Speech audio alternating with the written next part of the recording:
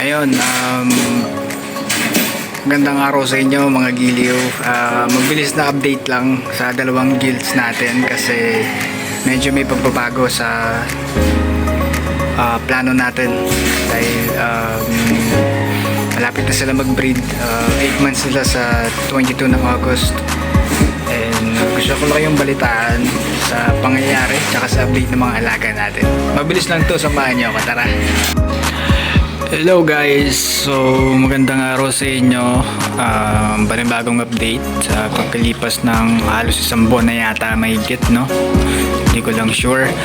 So may mga pagbabago sa plano sa pagbibreed ng mga dalawang guild ko kasi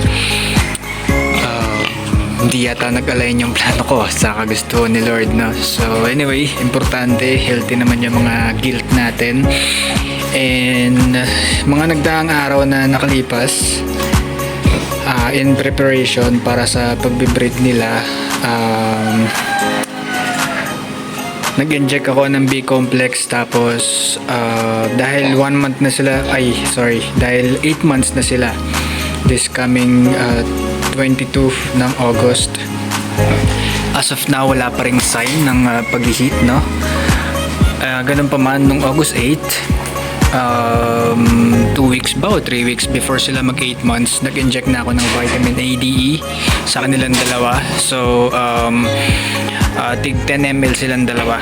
Yun is based sa description or indication ng ADE with selenium na kinuha ko or binili ko. And ito, siguro ready naman na sila mag-breed, no? Waiting na lang tayo sa pag-hit nila. Medyo ngayon lang ako naka-experience ng ganito kasi usually yung dati kong mga alaga tsaka yung si Siomai, yung dati kong kinuha is bago mag 8 months nag-hit na siya eh. So itong dalawa, ilang days na lang, 8 months na sila, no signs pa rin. Hindi ko alam kung silent hitter to, ano. So ayun. At isa sa mga pamamaraan na naisip ko is gumamit siguro ng boar odorant, no? O spray. So siguro by Friday or Thursday dumating na yun. Gagamitin ko, tignan ko kung may magandang result. Pasensya na sa kulungan, medyo madumi hapon kasi ngayon, no? Bali mamaya pa ako maglinis bago sila kumain. And reason nga pala kung bakit nabago yung plano, yun eh dahil sa nung nag-update ako sa pagkukuhanan ko ng pure Berkshire semen. Na-inform ako na hindi na daw pala muna nag-out yung pagkukuhanan ko ng boar semen na pure. So ganun pa man, okay lang. Siguro hindi pa nakalaan para sa ngayon. So ang plano ngayon is gagamit muna siguro kami ng meat type na katulad ng dati, pang lechon. Siguro Durok Pitrin na semen kasi yun ang available dito sa malapit sa amin.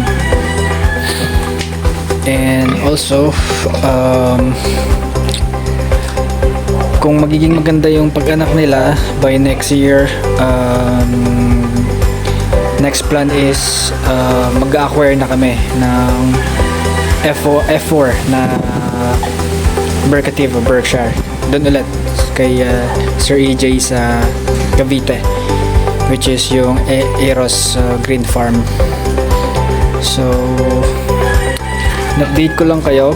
So dahil meron sudden changes, ganun pa man, hindi man nag-align ng plano ko sa kalooban ni Lord, importante healthy pa rin yung mga guilds natin, and waiting na lang tayo mag-hit itong dalawang to. And sana maging maganda yung result. I-update ko pa rin kayo sa magiging resulta nito. At sa bago sila i-AI or pagdating ng bore odoran siguro mag-update tayo, then observe natin kung effective after a few days. So yun lang muna sa ngayon. Maraming salamat sa panonood ninyo at suporta. Until my next vlog guys. Thank you.